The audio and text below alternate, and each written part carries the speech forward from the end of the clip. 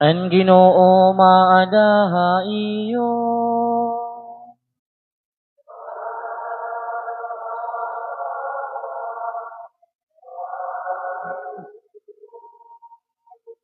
Pagbasa ti kangan santos nga ebanghelyo. Sumalakan sa Juan.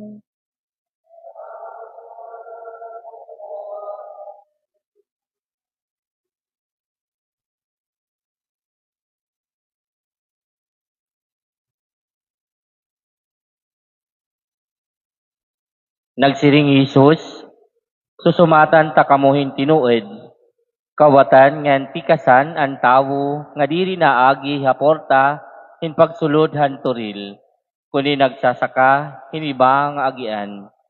Magmarang no han mga karnero ang tawo nga naagi haporta. Pinaagi hiya han magbarantay han portahan, namamati ang mga karnero haniya tingog kung gintatawag niya hira iniratag sa tagsa nga ngaran ngan pinagagawas niya hirahan turil. Paghigawas na nera, naguuna hiya haera nga nasunod ang mga karnero ha iya kay nakilala haniya tingog.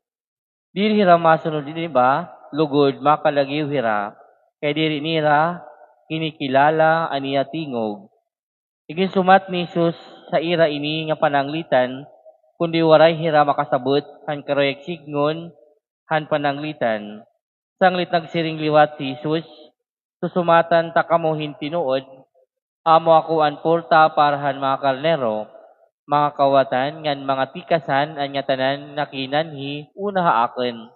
Kundi waray mamamati ha ira an mga karnero, amo ako ang porta, matatalwas ang bisan hinon nga masulod, pinaagi akon, masulod guwa hiya ngan makakaagihin panibsiban, nasulod laan kawatan hin pangawat, pamatay ngan pamungkag. Kinahani ako basi makaangkon hira, han kinabuhi, han hura nga kinabuhi. Mga kabugtuan, ang Ebanghelyo han Ginoo. Pagdayahon sa Kristo.